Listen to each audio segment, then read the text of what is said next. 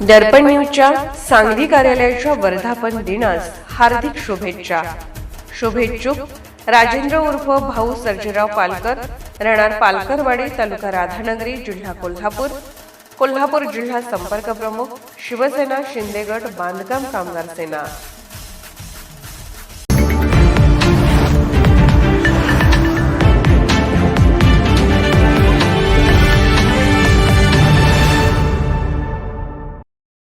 निसर्ग फाउंडेशन यांच्या वतीने चंद्रे येथे वृक्ष संवर्धनाचा स्तुत्य उपक्रम राबवण्यात येत आहे.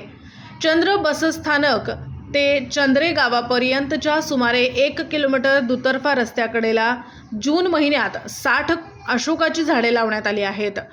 ऐन उन्हाळ्यात या झाडांचे संगोपन करण्यासाठी फाउंडेशनच्या कार्यकर्त्यांनी टँकरच्या सहाय्याने नियमित पाणी पुरवठा करून झाडे जगविण्याचे महत्त्वपूर्ण काम केले आहे. निसर्ग फाउंडेशन गेली 5 वर्षे सातत्याने वृक्षारोपण व संवर्धनाचे कार्य करत असून आज अखेर सुमारे 2500 झाडांची लागवड करण्यात आली आहे. या झाडांना पाणी देण्यासाठी बाळासू खाडे व सचिन गणपती पाटील यांच्याकडून मोफत पाण्याचा टँकर उपलब्ध करून दिला जातो. तसेच टँकर व पाणी टँकरसाठी आकाश गोंगणे आणि RTO अधिकारी सत्यजित उर्फ लखन खाडे यांचे मोलाचे सहकार्य लाभत आहे. झाडांच्या संगोपनासाठी सातापा पाटील, दत्तात्रय मोरे, YB पाटील, दिगंबर कुंभार, संग्राम पाटील, स्वप्नील खद्रे, सुहास सुतार आणि सागर पाटील हे नियमित परिश्रम घेत आहेत.